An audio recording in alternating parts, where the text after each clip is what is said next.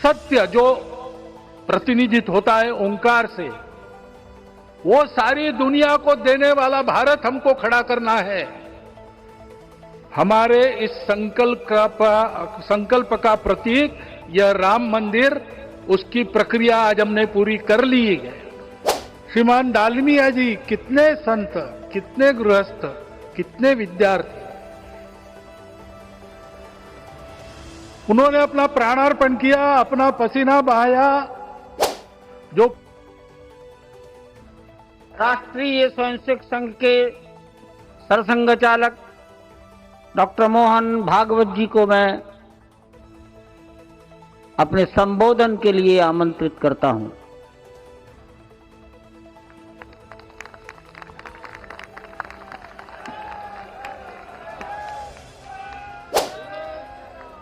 देश के सम्माननीय यशस्वी और जयस्वी प्रधानमंत्री जी आदरणीय नरेंद्र जी मोदी,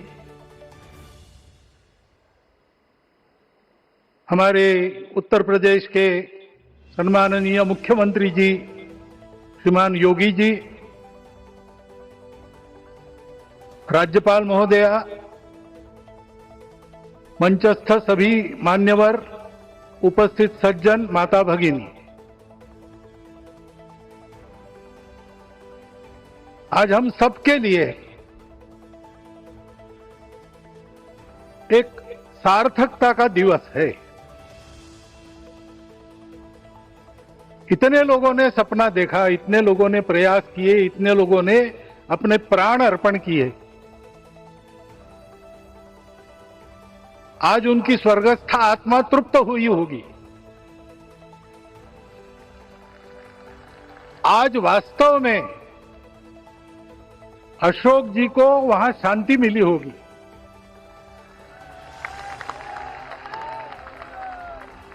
महंत रामचंद्र दास जी महाराज जो पीछे रहे, वो भी रोज ये इच्छा मन में व्यक्त करते रहे कि मंदिर बनेगा बनेगा, बन गया। और आज उस मंदिर निर्माण की शास्त्रीय प्रक्रिया पूर्ण हो गई, ध्वजारोहण हो गया।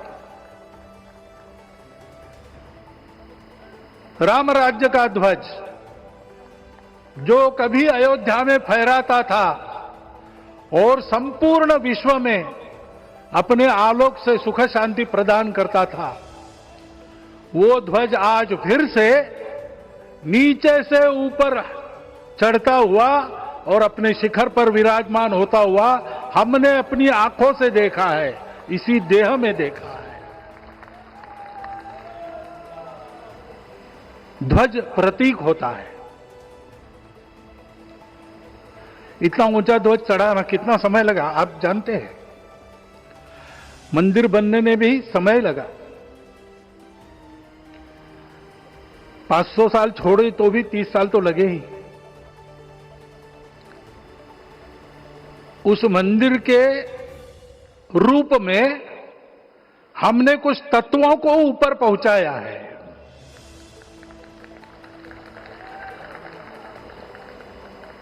सारा विश्व जिससे ठीक चलेगा,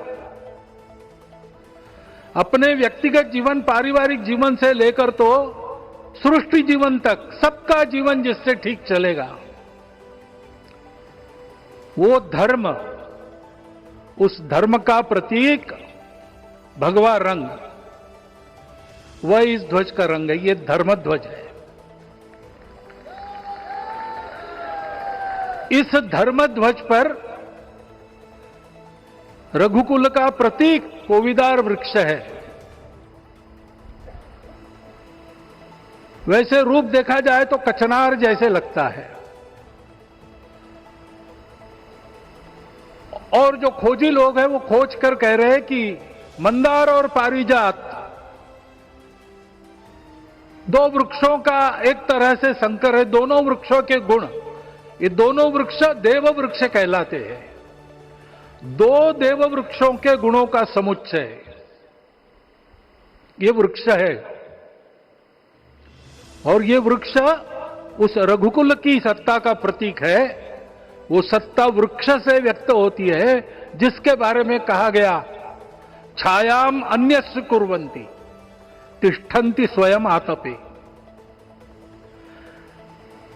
सबके लिए छाया देते हैं, स्वयं धूप में खड़े रहकर। फलान्यपि परार्थाय, फल स्वयं उगाते हैं, दूसरों के लिए बांट देते हैं। वृक्षा सत्पुरुषा इव, वृक्ष सत्पुरुष होते हैं।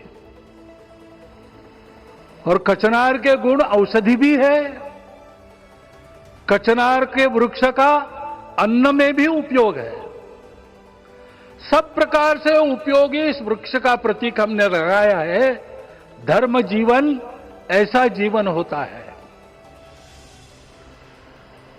और ये जीवन जीना है, उस जीवन की प्रतिष्ठा करनी है, इस जीवन का झंडा शिखर तक पहुंचाना है।